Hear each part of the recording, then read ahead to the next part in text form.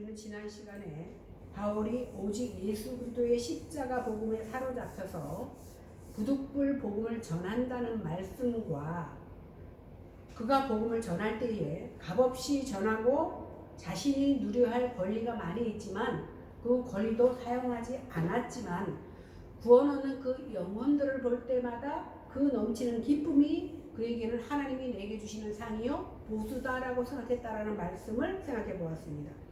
오늘 말씀을 통해서는 바울이 모든 사람에게 자유한 자지만 분명한 삶의 목표와 방향이 있음을 보여주고 있습니다. 19절을 같이 보겠습니다. 시작. 내가 모든 사람에게 자유하나 스스로 모든 사람에게 종이 되는 것은 더 많은 사람을 얻고자 합니다. 바울은 복음 안에서 철저하게 자유를 누린 사람입니다. 이 자유라는 것은요, 어떠한 차원의 깊이가 있지 않으면 진정한 자유를 느낄 수가 없습니다. 그가 모든 사람에게 자유하였다고 했는데 그는 유대인이었고 자유인이었습니다. 뿐만 아니라 로마 시민권을 가지고 있어서 로마의 법에 의해서도 자유로웠습니다. 그러니까 어느 누구의 종이 될 필요가 없는 사람이 바로 사도 바울입니다. 그런데도 그가 모든 사람의 종이 되었다고 말하는 이유가 무엇입니까? 더 많은 사람을 얻기 위해서 그는 모든 사람의 종으로 살겠다라는 것을 말하고 있는 겁니다. 바울이 자기 사람을 만들려고 그러는 거 아닙니다. 더 많은 사람을 예수 그리스도께로 인도하고자 그는 사람 앞에 종이 되었던 겁니다. 이처럼 사도 바울이 모든 사람에게 자유할 수 있었지만 스스로 모든 사람의 종이 된 것은 자기의 유익을 위해서가 아니라 보이지 않는 하나님의 나라를 위한 것이었습니다. 눈에 보이지 않는 하나님의 나라는 하나님의 아들 예수 그리스도의 나라입니다. 바울은 바로 그 예수 그리스도의 나라를 위하여 자기의 자유마저도 권리마저도 포기하고 모든 사람의 종으로 자처했던 겁니다. 이것이 진정한 자유자의 모습입니다. 내가 부족하고 못나서 저 사람의 노예로 들어가면 그렇거니와 그러나 내가 부족한 것도 없고 자유하고 권리도 있지만 스스로 그 사람의 종이 되어서 왜? 복음 때문에 그리스도의 나라 때문에 그렇게 사도 바울은 살았던 겁니다. 그러면 바울이 구체적으로 어떻게 자신의 자유를 포기하고 모든 사람의 종으로 살았는지를 보겠습니다. 오늘 읽지는 않겠지만 20절에서 23절을 보면 세 종류의 사람을 이야기하고 있습니다. 첫 번째는 율법 아래 있는 사람, 곧 율법 아래 있는 사람이 누구예요? 유대인들. 두 번째는 율법이 없는 사람, 곧 이방인들. 그 다음에 연약한 자들. 이렇게 세 종류의 사람을 설명하고 있습니다. 바울은 다소 사람입니다. 그러니까 헬라파 유대인입니다. 성경에 보면, 신약 성경에 보면 헬라파 유대인, 히브리파 유대인 이것이 많이 나오는데 이스라엘에서 태어나서 전통적으로 히브리 말을 하고 국경을 넘지 않고 그 안에서 사는 사람들을 히브리파 유대인이라고 합니다. 그런데 살다가 외국으로 나가서 근처가 됐든 멀리가 됐든 나가서 태어나고 또 헬라어를 쓰는 그런 사람들을 헬라파 유대인이라고 말합니다.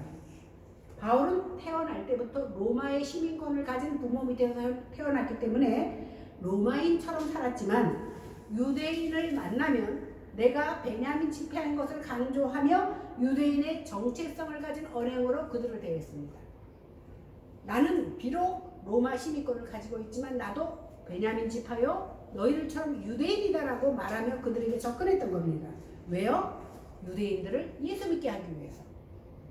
그래서 율법 아래 있는 유대인들에게 나는 이미 율법에서 자유로워졌지만 그들을 얻기 위해서 율법 아래 있는 자처럼 행한 겁니다. 여기 율법 아래 있는 자는 율법주의자를 말합니다. 율법주의자의 잘못이 뭐냐 하면 율법을 지켜야 구원을 얻는다고 생각하는 것이 그들의 착오입니다. 다시 말하면 자기 의로 구원을 얻는다는 거. 율법은 뭡니까? 이것을 지켜라, 행하라, 행하지 말라 이렇게 구분하고 있지 않습니까? 그러니까 율법을 지키라는 건 뭐예요? 내가 율법을 지킴으로 구원을 얻는다고 생각하니까 결국은 내 행위로 말미암아 구원을 얻는다고 생각하는 것이 그들의 잘못이라는 겁니다. 그런데 어떻습니까? 율법을 지키려고 애쓰면 애쓸수록 우리는 스스로 율법을 지킬 수 없는 연약한 존재라는 것을 깨닫는 것밖에 없습니다.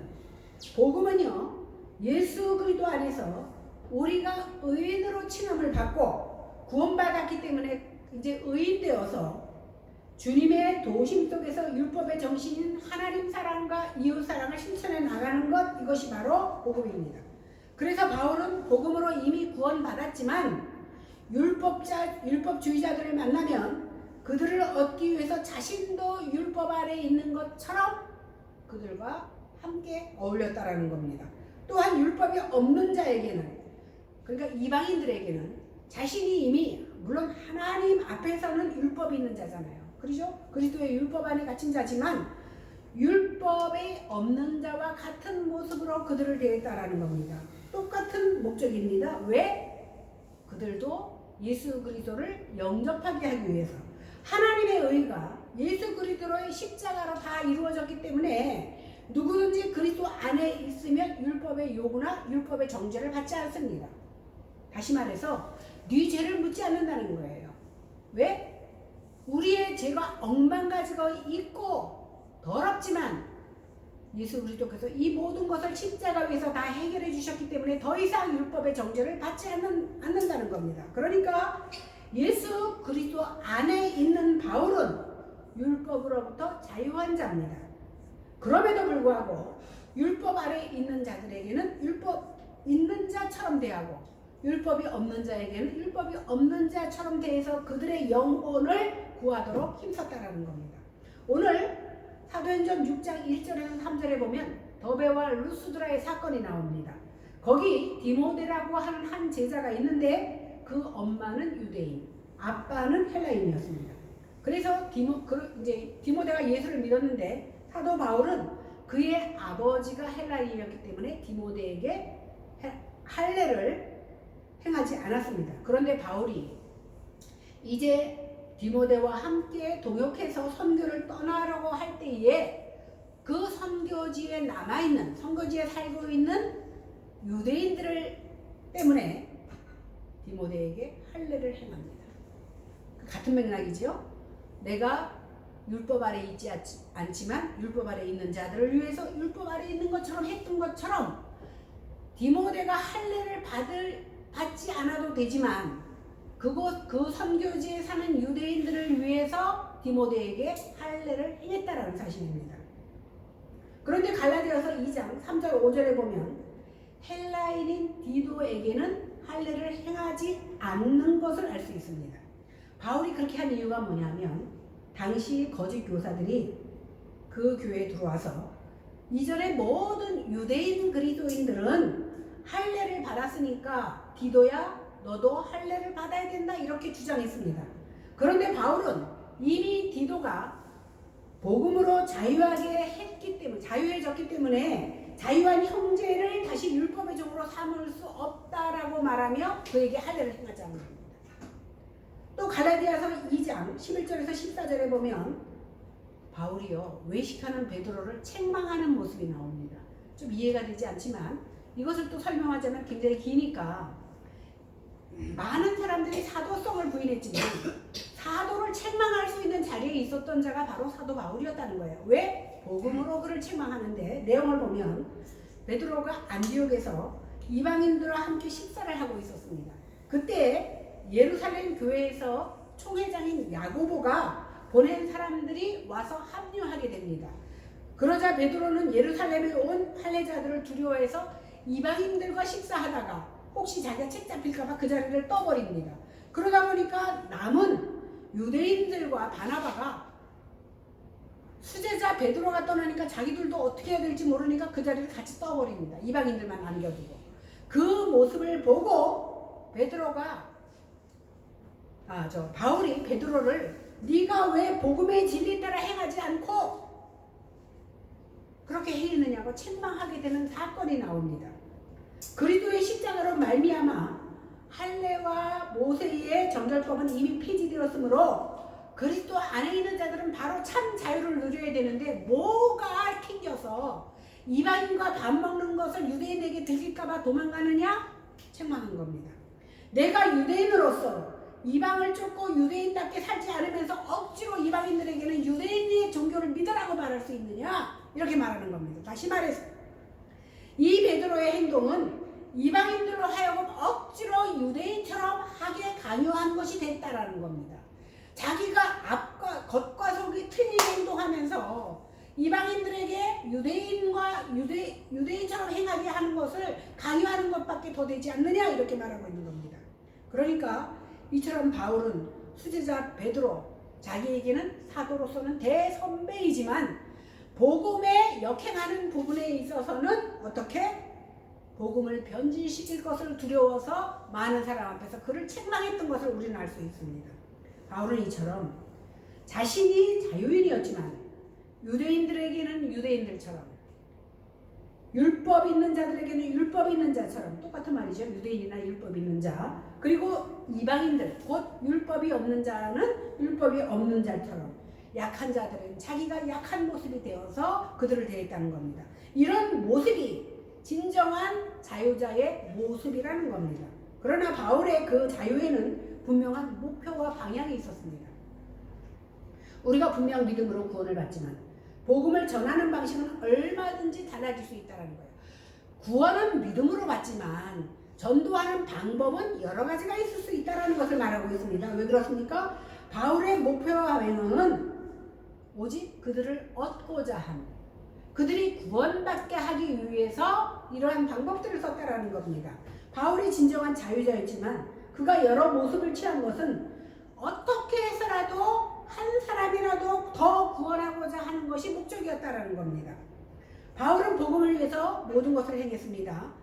이를 통해서 복음에 참여하고자 했던 겁니다. 복음이 무엇입니까? 생명입니다. 생명 얻는 겁니다. 복음을 전하는 것은 그 생명에 참여하기 위해서 복음을 전하는 겁니다.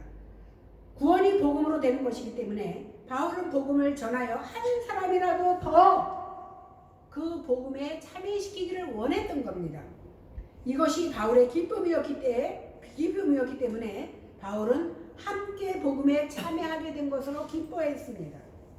그런데 바울의 목표가 복음에 참여하는 것이라고 해서 내 의지와 내 노력과 내가 아무 방법이나 쓴 것은 아니라는 거예요. 제가 보면 어떤 사람이 이 말씀을 인용해서 술 먹는 친구는 같이 술을 먹어주고 점 보러 가면 같이 가고, 잘못된 거예요. 목표와 방향이 확실해야 됩니다. 나 자신도 제대로 서지 못하는 자가, 물론 그 사람이 서지 못했는지는 모르지만 서지 못한 자가 복음을 이유로 불신자와 합류하는 것은 굉장히 위험한 일입니다. 왜? 내 자신도 불신자와 같은 유혹에 노출되어 버리기 때문입니다.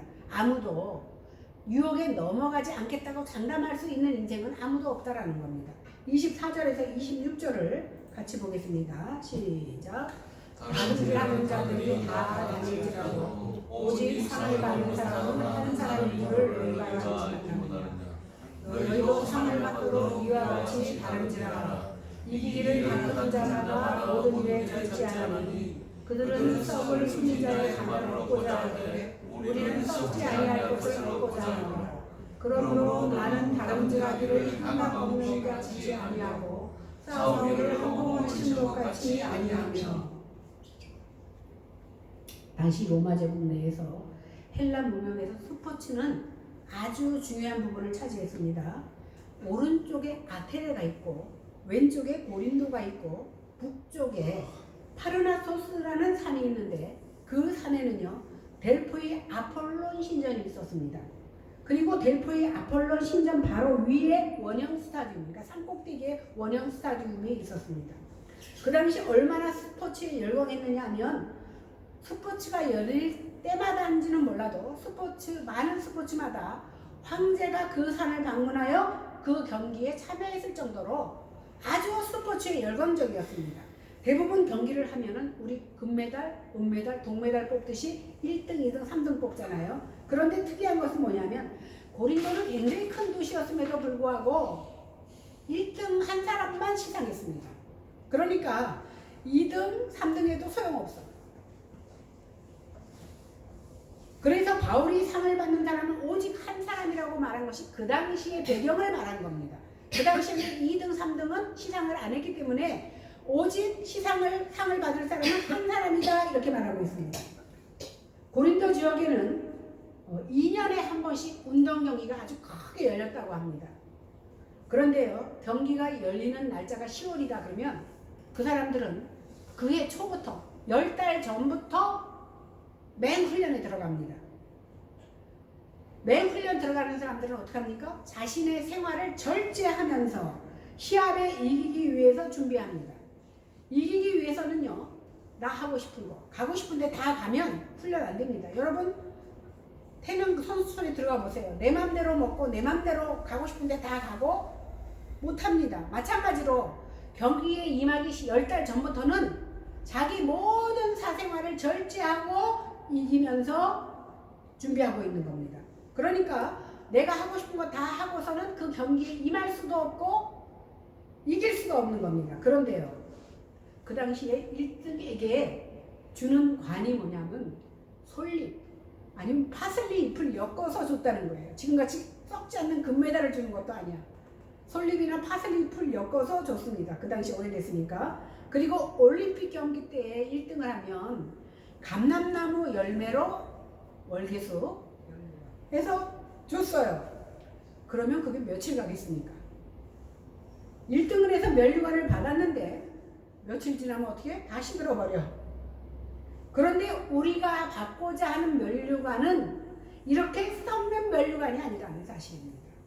이렇게 시들고 썩어질 면류관을 받기 위해서 어떻게? 10달 동안 자신의 모든 생활을 접고 절제하면서 그것을 얻기 위해서 그렇게 노력을 하는데, 너희는 썩지 않을 면류관을 받기 위해서 그것보다 못하면 어떻게 되느냐는 겁니다. 무슨 말인지 이해가 되죠? 그러니까 사도 바울에게 있어서 절제는 한 곳을 바라보면서 그것을 목표로 나아가는 겁니다. 어디로 가야 될지도 모르면서 마구 뛰는 사람은 제정신 아닌 거죠. 그거보다 무의미한 일이 어디 있습니까? 목표가 확실해야 절제도 할 수 있는 겁니다. 그러면 성도가 다름질하지 않으면 상을 얻지 못하는 것입니까? 바울이 방금 뭐라 그랬냐면 나는 자유인이다 이렇게 말했는데, 자유인이라고 말해놓고 지금 뭐라고 그러냐면 운동선수들보다 더한 절제와 훈련을 해야 된다면 이게 무슨 자유인입니까? 그죠? 그리고 그렇게 절제하지 않고 열심히 하지 않으면 상도 받지 못하고 구원에서 떨어지는 것처럼 자기를 쳐서 복종해야 한다고 하면, 아니 이게 무슨 자유예요? 라고 반문할 수 있습니다. 그리고 인간이 열심을 해야 상도 받고 구원을 받는다고 한다면 그게 무슨 복음입니까? 라고 반문할 수 있습니다. 그런데 여기서 바울이 말하고자 하는 것은 너희가 상 받기를 위해서 절제하고 열심을 내라는 말이 아닙니다. 주님을 믿을 때 이미 우리는 상을 다 받았습니다. 구원이라는 상을 다 받았습니다. 이제 이미 구원을 베푸신 그 사랑의 넓이와 깊이와 길이와 높이와 그 깊이가 어떠함을 이제 알아가기 위해서 달리는 겁니다. 에베소서 1장에 보면 예수님을 믿음으로 이미 하늘나라에 속한 모든 신령한 복을 다 받았습니다. 에베소 1장 3절에서 10절에 보니까 하늘에 속한 신령한 복으로 창세전에 예수 그리스도 안에서 예정하사 하나님의 자녀가 되게 하셨고 그 은혜의 풍성함을 따라 그 피로 구속곧 주의 사함을 받은 겁니다. 하나님께서는 당신의 택한 백성에게 지혜와 총명을 주셔서 예수 그리스도를 알게 하셨습니다. 우리가 하늘에 속한 신령한 복, 창세 전에 하나님 예수 그리스도 안에서 택하심을 입고 구속을 받은 것이 바로 오직 하나님의 은혜로 말미암은 겁니다. 내 힘으로 된 것이 아닙니다. 그러므로 우리는 구원을 베푸신 하나님의 사랑이 어떠한지를 알아가야 되는 겁니다. 그래서 오늘 에베소서 3장 14절에서 19절에 보면 이러함으로 내가 하늘과 땅에 있는 각 족속에게 이름을 주신 하나님 앞에 무릎을 꿇고 비노니 그 영광의 풍성을 따라 그의 성령으로 말미암아 너희 속사람을 능력으로 강건하게 하시오며 믿음으로 말미암아 그리스도께서 너희 마음에 계시게 하옵시고 너희가 사랑 가운데서 뿌리가 박히고 터가 굳어져서 능히 모든 성도와 함께 지식에 넘치는 그리스도의 사랑을 알아 그 넓이와 길이와 높이와 깊이가 어떠함을 깨달아 하나님의 모든 충만하신 것으로 너희에게 충만하시기를 구한다라고 말합니다. 에스겔서 47장에 보면요, 에스겔 선지자는 보좌에서 생수가 나오는데 그 물이 가는 곳마다 살려내는 역사가 일어나는 현상을 보게 됩니다. 이 보좌에서 흘러 넘치는 물이 가는 곳마다 살려내는 역사를 일으킵니다. 맨 처음에는 발목을 적셔요. 그 다음에는 허리를 적십니다. 그 다음은 헤엄을 칠 정도로 큰 강이 흘러가는 환상을 봅니다. 에스겔서 47장 1절에서 8절에 보니까 그가 나를 데리고 성전문에 이르시니 성전의 앞면이 동쪽을 향하였는데 그 문지방 밑에서 물이 나와 동쪽으로 흐르다가 성전 오른쪽 제단 남쪽으로 흘러내리더라. 그가 또 나를 데리고 북문으로 가서 바깥길로 꺾고 동쪽을 향한 바깥문에 이르시니 본즉 물이 그 오른쪽에서 스며 나오더라. 그 사람이 손에 줄을 잡고 동쪽으로 나가며 천척을 측량한 후에 내게 그 물을 건너게 하시니 물이 발목에 오르더니 다시 천척을 측량하고 내게 물을 건너게 하시니 물이 무릎에 오르고 다시 천척을 측량하고 내가 물을 건너게 하시니 물이 허리에 오르고 다시 천척을 측량하시니 물이 내가 건너지 못할 강이 되어버렸어요. 그 물이 가득하여 헤엄칠 만한 물이요 사람이 능히 건너지 못할 강이더라. 그가 내게 이르시되 인자야 내가 이것을 보았느냐 하시고 나를 인도하여 강가로 돌아서게 하시기로 내가 돌아가니 강 좌우편에 나무가 힘이 많더라. 그가 내게 이르시되 이 물이 동쪽으로 향하여 흘러 아라바로 내려가서 바다에 이르니 이 흘러내리는 물로 그 바다의 물이 되살아나리라. 죽은 생명들이 살아난다는 역사를 오늘 보여주고 있습니다. 여기서 말하는 되살아나는 은혜의 강물이 바로 예수 그리스도로 인하여 지금 흘러내리고 있다는 사실입니다. 지금 사도 바울은 그 은혜를 맛본 겁니다. 죽은 영혼들이 예수 그리스도로 말미암아 살아나는 역사를 오늘 에스겔 47장을 말하고 있습니다. 그래서 달리기를 독려하는 겁니다. 얼마나 대단한 상인지 그 세계를 맛보았기 때문에 죽도록 달려도 그 은혜를 다 맛보지 못한다는 거예요. 우리가 일평생 살면서 이 지구상에 가보지 못하는 곳이 많듯이 하나님이 주신 그 은혜를 다 맛보지도 못하고 가니까 다름질하여서 하나라도 더 맛보라는 겁니다. 그러므로 바울은 상을 받지 못할까봐 두려워서 뛰라는 게 아니에요. 이미 받은 그 상의 은혜를 다 맛보지 못할까봐 하나라도 더 큰 은혜를 맛보라고 달리기를 하라는 겁니다. 바울은 복음을 위해서 자기의 권리를 다 사용하지 않는 것을 자기의 상으로 여긴 사람입니다. 여러 사람에게 그 사람에게 맞게 그 영혼을 살리기 위해서 최선을 다했습니다. 한 영혼이라도 복음의 대열에 끼우고자 하는 그 열심이 바로 복음의 자유한 자만이 할 수 있는 겁니다. 27절을 다 같이 읽겠습니다. 시작. 내가 내 몸을 쳐서 복종하게 하면 내가 남에게 복종하는데 다시 돌려 버리는 나아가 두려워하리로다. 여기서 내 몸을 친다라는 건 헬라어로 히포피아조라고 하는데 거칠게 다룬다라는 뜻인데 이 말은 어디서부터 파생되었냐면 저는 몰랐는데 권투 선수들이 이제 1대1로 싸울 때요 어디를 치려고 하면 바로 눈밑을 치려고 한답니다. 눈밑을 치면요 앞도 보지 못하고 휘청대고 질 수밖에 없대요.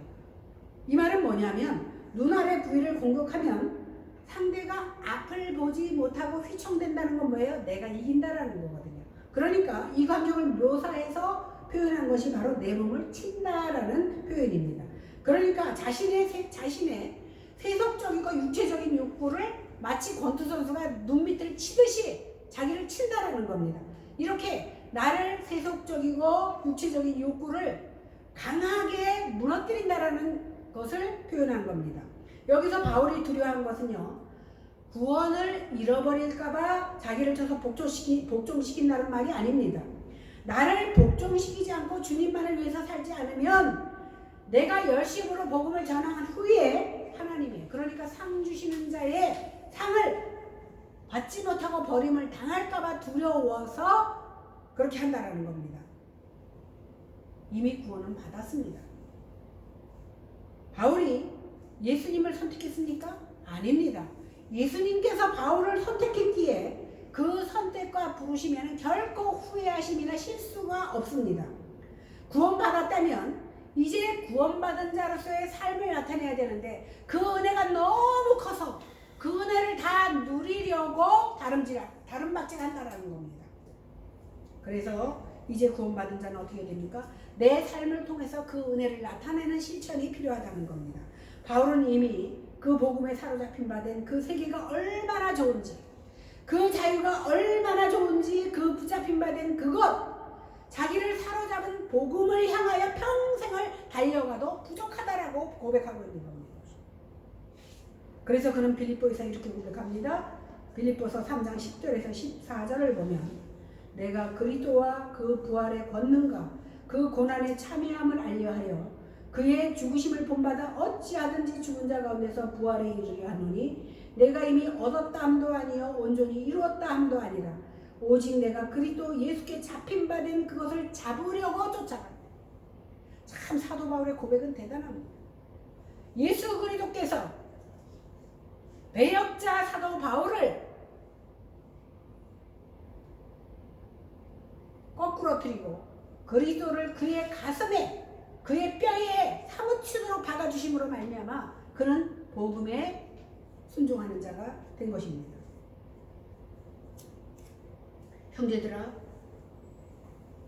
나는 아직 내가 작은 줄로 여기지 않고 오직 한 일, 즉 뒤에 있는 것을 잊어버리고 앞에 있는 것을 잡으려고 표대를 향하여 그리스도 예수 안에서 하나님의 부르신 부름의 상을 위하여 쫓아간다. 세상적으로 내가 성공하고 인정받았던 것 다 뒤로 하고 오직 하나님만 향하여 그 표대를 향하여 부름의 상을 위해 쫓아간다고 하는 것이 바로 사도 바울의 위대한 고백입니다. 바울과 똑같이 우리도 예수 믿는 성도들입니다. 제가 한 2, 3일 전에 설교 준비를 하다가 자석을 했는지 잠결에 제 생각에 딱 드는 말이 너 일주일에 한 번 1시간 교회 나가서 설교하려고 예수 믿냐? 이 생각이 딱 들어요. 그러면서 네가 나를 사랑한다고 말할 수 있느냐라는 생각이 들어서 잠결에 막 고뇌했던 것을 생각합니다. 세상 일을 열심히 하면서 하나님의 일은 게으르고 나태함에 빠져서 있는 나 자신을 발견하면 굉장히 괴롭습니다. 이제 남은 인생이 내가 살아온 인생보다 짧을진데 여지껏 삶은 뒤돌아보지 않아도 후회밖에 없지만 앞으로의 삶을 후회하지 않게 살려면 어떠한 모습으로 살아야 되는지 정말 진지하게 고민해 봐야 되는데 우리는 아직도 세상에 속해서 세상 앞에 인정받고 세상에서 성공하기만을 바라며 살고 있지 않냐는 겁니다. 그래서 지금 내게 주어진 이 환경에서 주님께서 내게 어떻게 하시기를 원하시는지 깊이 고민하는 그리스도인이 되어야 될 줄로 믿습니다. 이 시간에 성령 하나님께서 우리에게 믿음 없음을 도와주셔서 내 믿음 없음을 우리 하나님 아십니다. 이렇게 믿음 없음을 도와주셔서 사도 바울이 받은 그 은혜, 사도 바울이 받은 그 자유를 우리도 맛보게 되기를 바랍니다. 그래서 사도 바울이 표대를 향해 달려갔듯이 우리도 우리 가운데 주님을 향해 달려가는 그런 은혜의 역사가 우리에게도 있어야 될 줄로 믿습니다. 그러한 성도들이 다 되시기를 주님의 이름으로 간절히 축원합니다. 기도하겠습니다. 하나님, 어리석은 저희들은 이렇게 말씀을 받고 말씀을 들으면서 마음속으로 다짐합니다. 이제 이 교회를 나가서는 정말 하나님을 향하여 사도 바울과 같이 정확한 표대를 향하여 주님을 위하여 살아가겠노라고 결심하지만 또 월요일이 되고 주중을 맞으면서는 열심히 세상 가운데 속하여 세상 일을 열심히 하고 하나님의 일을 게을리하는 모습으로 살다가 아차 일주일을 또 헛살았구나 하고 주님 앞에 나오는 모습으로 반복되게 살아가고 있습니다. 이러한 저희들, 이렇게 믿음 없는 저희들을 용서하시고 우리의 연약함을 도우사 믿음의 굳건한 하나님의 자녀들로 삼아 주시옵소서.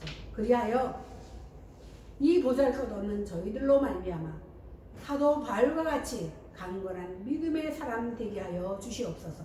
감사드리며 예수님 이름으로 간절히 기도해 싸움나이다. 아멘.